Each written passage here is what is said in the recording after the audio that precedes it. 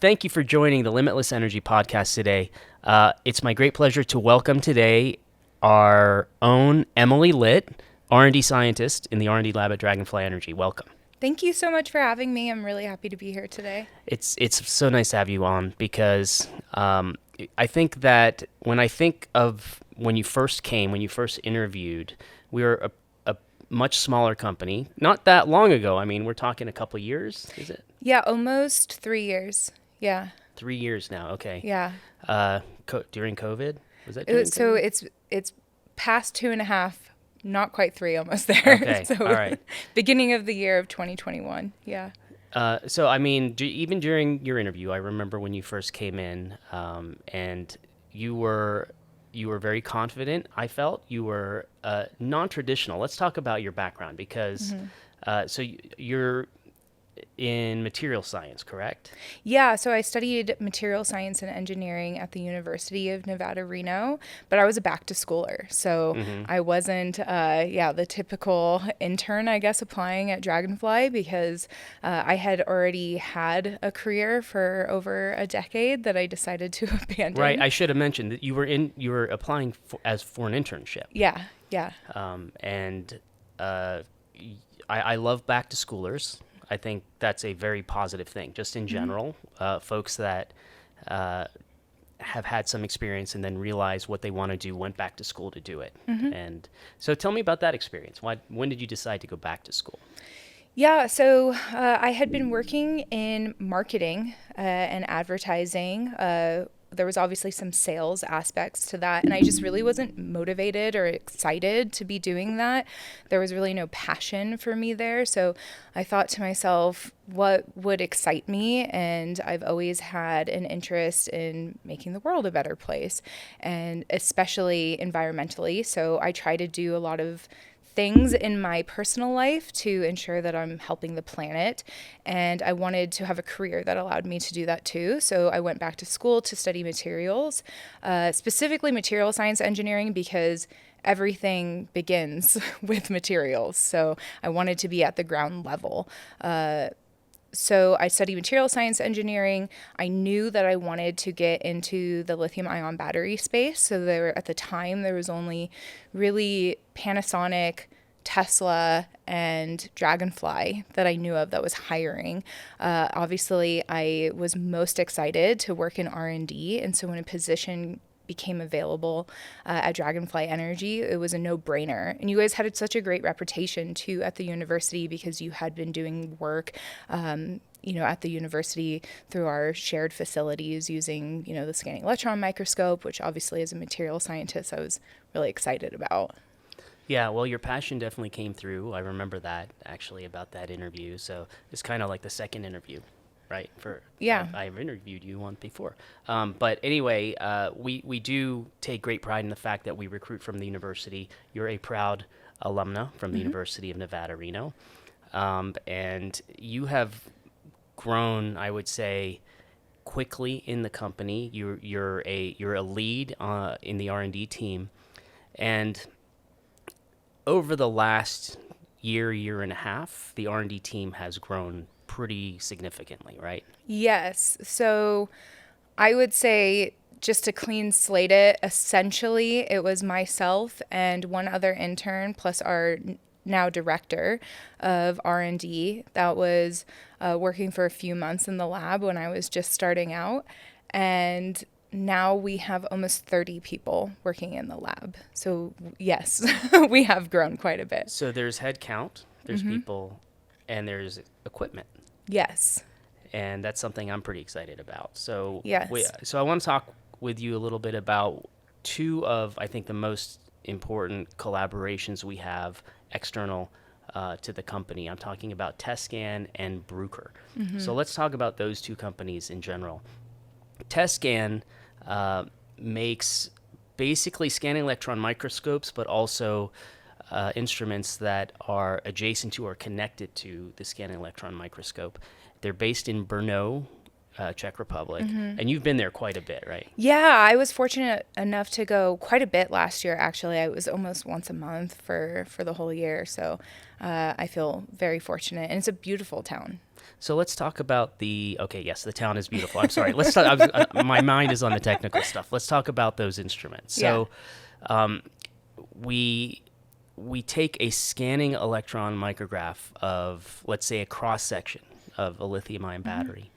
And we can see things to very, very fine detail, not just imaging it, but also using chemical analysis, mass spectrometry, Raman, other types of things where we can see exactly the chemistry of what we're looking at.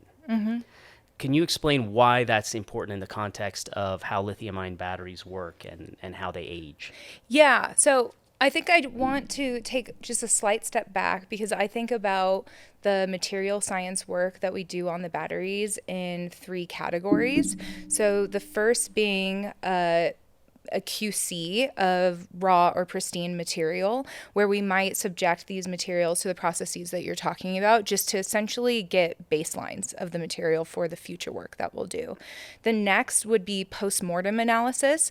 So we've cycled the cell and now we're going to do this in-depth failure analysis, if you will, of the cell. And so what's so important about doing this comparative analysis in, say, a scanning electron microscope like the one that we've used at TestScan is we can actually visualize and see what's happened to a battery. So when a battery is failing or losing capacity, oftentimes that's due to something like damage to the particles that are inside of the battery. And we can actually visualize that through the scanning electron microscope.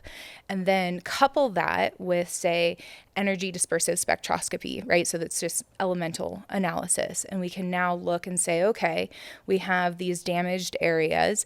Is there maybe a buildup of a certain element that corresponds more to a damaged particle than one that's pristine? And then we can layer in another element and say do TOF sims where we can get complexes and map these species and not just do pure elemental mapping. So now we can say, okay, these damaged particles or these non-damaged particles have certain signatures, if you will. And that will really allow us to maybe do some reverse engineering or allow us to pivot in the lab so we can maybe enhance certain compositions that are naturally degrading in the battery during cycle to prevent this particle degradation. And then the last piece of the puzzle, if you will, is in operando analysis. So this is when we can actually cycle the battery and then look and see what's happening live, right, to the battery as it's cycling. So this is some of the work that is, I think, very important to understanding failure diagnostics of the lithium-ion batteries, but also really inform the work that we're doing in the lab through, choosing certain electrolytes or maybe compositions of certain anodes or cathodes that we're using. So when it comes to cell manufacturing, we as a cell manufacturer, along with basically anyone else who's trying to do this, is focused on longevity of a lithium-ion battery, because ultimately the cost of the storage is determined by how long the battery lasts in terms of how many cycles it can go through, charge and discharge cycles. And as a battery cycles, it loses capacity over time, it ages, and we are looking for mechanisms that cause the loss of that capacity. And one of the most important mechanisms is the formation of the interface, the solid electrolyte interface. So how are we using this equipment to understand, first of all, how does that solid electrolyte interface form, and how do you minimize its continued formation over time? Yeah, so I think implementing these instruments that we're talking about, like a scanning electron microscope or a TEM or transmission electron microscope, where we can do this really high resolution imaging and high resolution maybe lithium mapping through maybe TOF sims or NMR, we can really ID SEI layers. So we can say this SEI is made of this one is made of something different. And then we can tie that to the cell's cycle performance. So we can say that this composition yields a successful battery that had a long cycle life, and this composition doesn't, which is very helpful and informative to us. But one of the things that we're learning a lot in the lab right now is that it's not just about what you put in the battery from a chemistry perspective that is going to affect the SEI layer in the long run.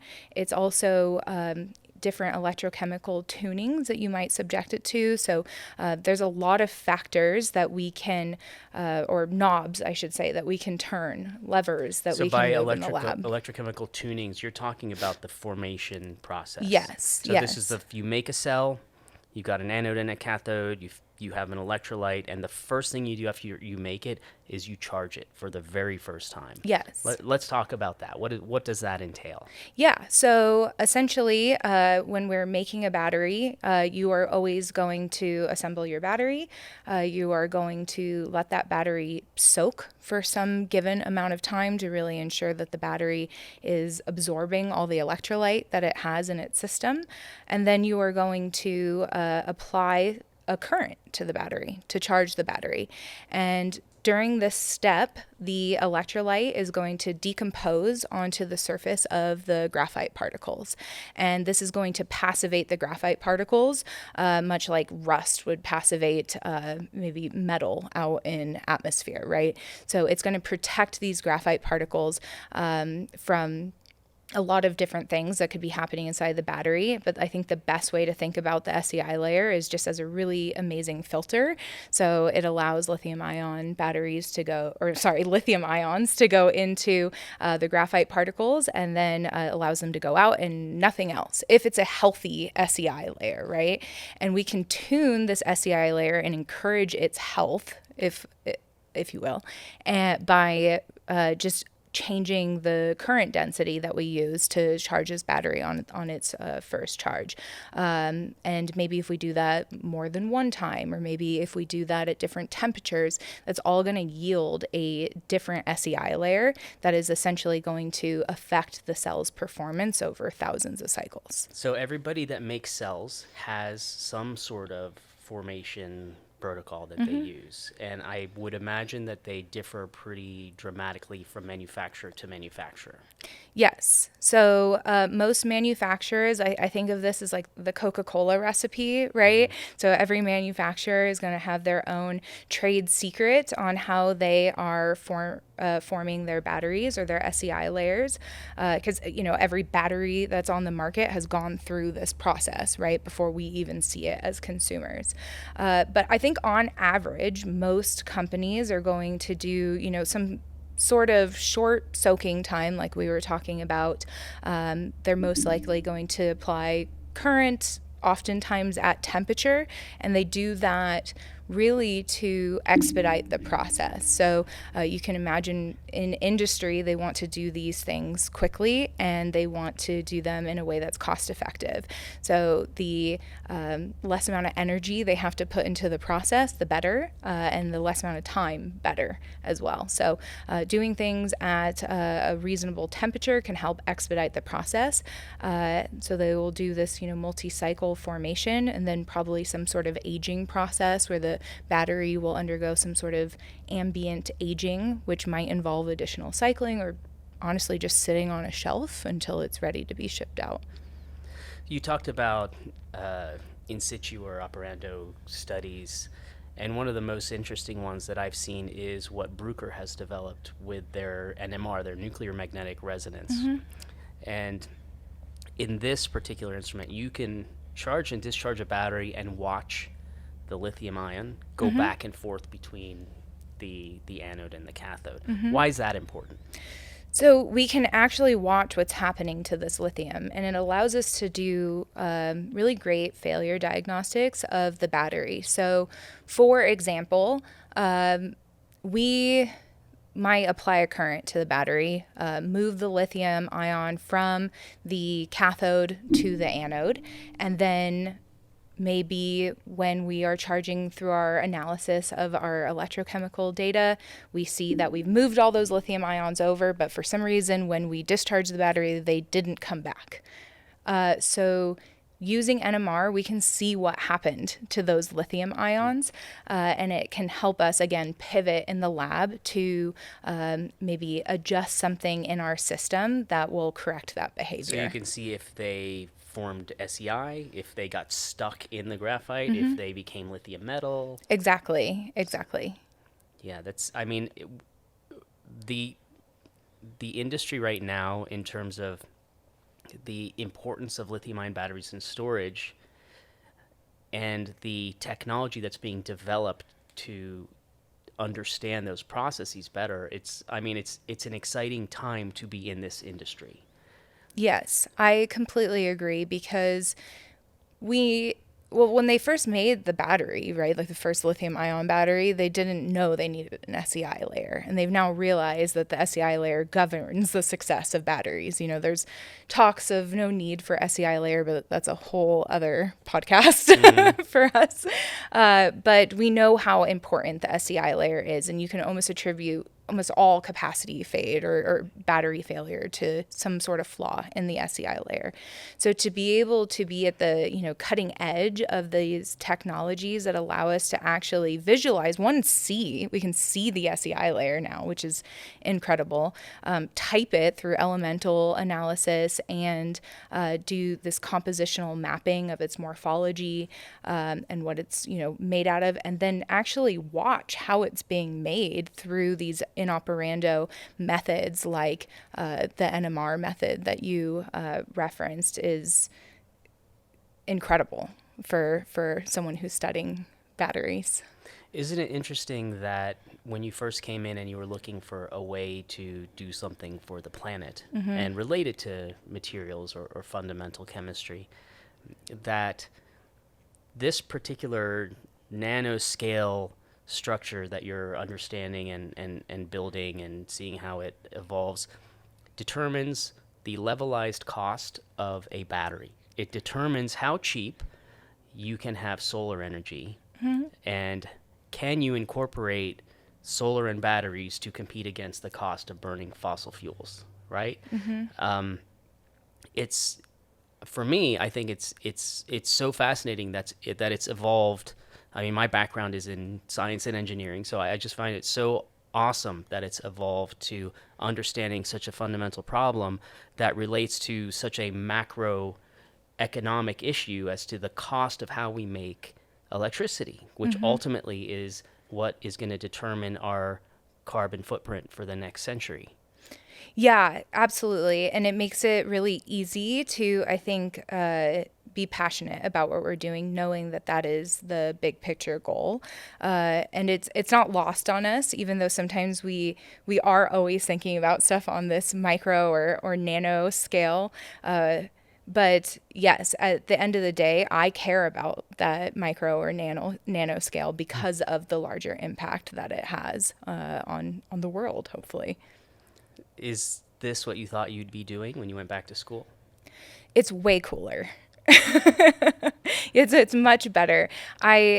My favorite part of the material science program at the university was materials characterization, and I was fortunate enough to be able to take a global class on materials characterization, but then get to focus in on instruments like scanning electron microscopy or XRD or DSC or whatever it may be. And that was always my favorite part.